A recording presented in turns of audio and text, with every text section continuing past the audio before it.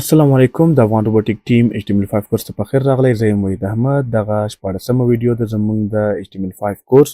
په تېرو ویډیوګانو کې موږ د HTML فارمز شروع کړي یو، موږ 3 پارټس کړي یو او د HTML نور ټاپکونه موږ زده کړي یو، او په دې ټوټوریال کې موږ د HTML فارمز څلورم پارټ زده کوو چې په هغې کې به موږ د ریکوایرډ او پلیس هولډر کوم اټریبیوټس چې دي هغه به موږ زده کوو.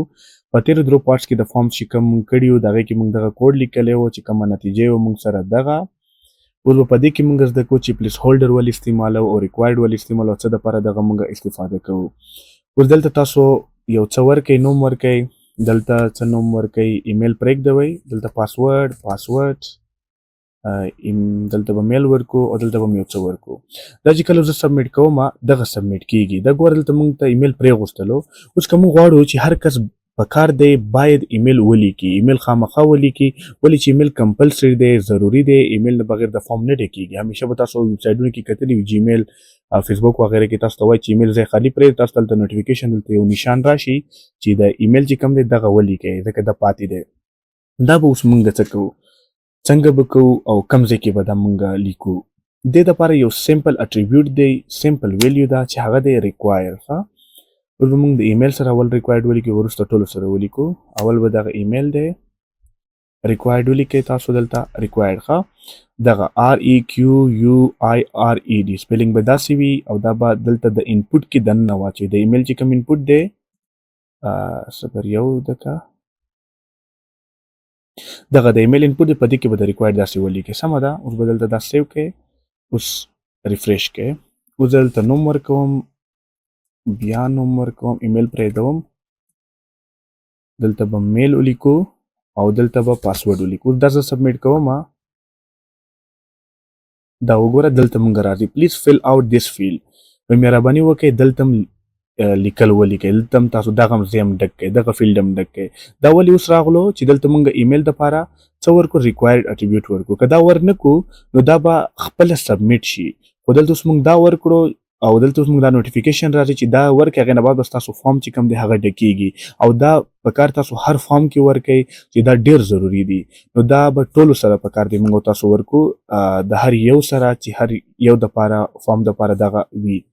ولې چې هر یو ضروري دی، کم یو ضروري نه وي هغې دپاره مه ورکوئ تاسو. اوس د دریم دپاره ما ورکړل، پاسورډ دپاره به هم ورکړمه. پاسورډ دپاره به دلته ورکو ریکوایرډ.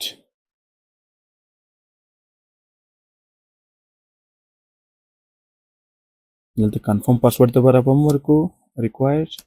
اوس به دا ثبت کړو. ښه، اوس ګورئ. ښه، اوس زه دلته لاست نیم ورکوم او د بل نور سبمیټ کوم. اول به موږ ته د دې نوټیفیکیشن راځي چې اول دا ورکړئ، چې دا مې هم ورکړو چې زه سبمیټ کوم. اوس به د دې نوټیفیکیشن راځي ایمیل. دلته ګوره د ایمیل دپاره چې موږ کوم ټایپ ورکړی، ایمیل ورکړی، که دلته موږ ایټ د ریټ ورنکړو، د ایمیل سی فارمټ ورنکړو، هغه به هم کار نه کوي. سمه ده. نو موږ به ورکړو @gmail.com. پاسورډ ورکړئ. اوس دلته که زه سبمیټ کوم د دې به نوټیفیکیشن راځي چې دام ډک کړئ. اوس دام چې زه وکړم ما د ټیکسټ ایریا ایډرس دپاره نه دی ورکړی، ایډرس دپاره دا ما ورنه کړلو چې د ایډرس دپاره هم دغه ریکوایرډ ضروري دی. که اوس زه میل ولیکم، اوس دا سبمیټ کړم، دا به سبمیټ کیږي، ولې چې ایډرس دپاره ما نه و ورکړی. دا شو زموږ دپاره د ریکوایرډ اټریبیوټ کوم استعمال هغه شو. اوس پلیس هولډر موږ ولې استعمالوو، هغه څه دپاره موږ استعمالوو. همیشه تاسو د فارمز کې به کتلی وي، کم ویب سایټ کې جیمیل، فیسبوک یا کم هر یو ویب سایټ کې تاسو یو اکاونټ جوړوئ، دلته به یو خړ لیکلو باندې څه لیکلی شوي وي چې هغه لیکل نه وي، تاسو دپاره صرف یو مثال، یو شکل درکړلی شي. ایمیل دپاره هم دلته ورکړي example @gmail.com داسې څه ورکړي وي، هغه لیکل نه وي، هغه تاسو دپاره یو نقشه وي چې دلته دا شی ولیکئ. هغه به موږ اوس څنګه کوو او کم اټریبیوټ سره به کوو، هغه موږ د پلیس هولډر اټریبیوټ سره کوو. سمه ده. پلیس هولډر چې کوم اټریبیوټ دی د هغې سره موږ لیکو.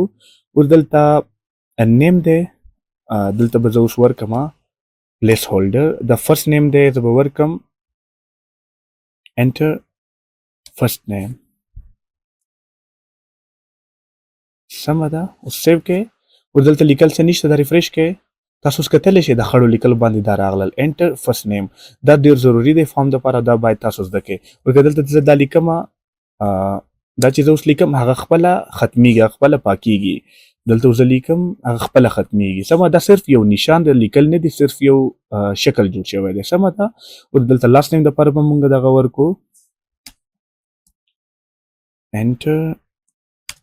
دا یوزر دپاره یو شکل ورکول وي چې هغه پې پوه شي، او که دې نه بعد بیا تاسو دغه د فرست نیم لاست نیم ونه لیکئ، سیدا ولیکئ، نو یوزر به پوهېږي چې دغه دی. که د هیډینګ ورنه لیبل ورنه کوئ، سیدا ورکئ، بیا هم ستاسو کار کېږي. سمه ده.